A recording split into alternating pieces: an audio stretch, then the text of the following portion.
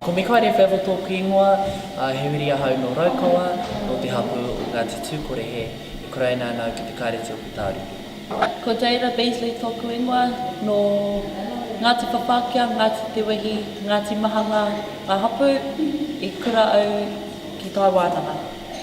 Kia nei, he wānanga tēnei, hei aku I ngā tikanga ake o Waikato Tainui, hei whakawhānui o mātou nei ki te mātauranga ki ngā tikanga me te reo anō hoki o tēnei wi o Waikato Tainui. At the beginning I was nervous because I didn't know if I knew anybody. I didn't know who would be here, how hard the work would be, if I was capable of doing all the mahi.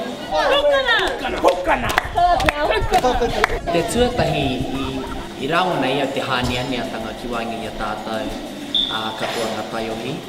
E tino miharo, tino whakamiharo ai ki te tainga mai, ki te tai mai me ki konei ki wāngi I a tātou ngā taiohi o Waikato. I te rangi nei, ka whakahara tau mātou I a mātou nei mahi mo te poukai, ka mahi ai e tātou I te rangi nei. Kia tātou kua karapine mai, o te kaupapa whakahirahira nei, o tai o hikākaho. Tēnā tātou, tēnā tātou, tēnā tātou katoa.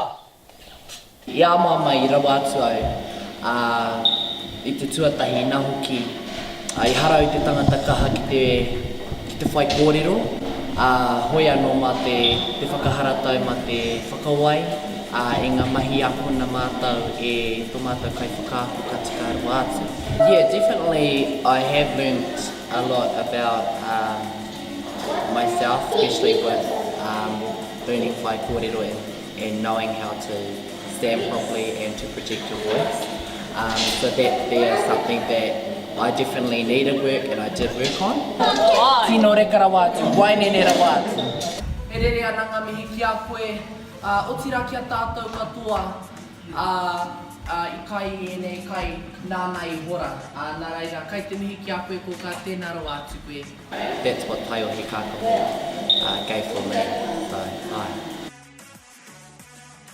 No konei au, o tēnei tōku moana, ai te pai te haere mai ki te kainga.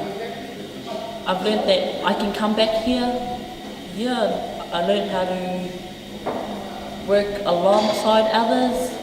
Like Mata Papa Roy said, I te ao Māori, it's a we us, not a I am, me, myself.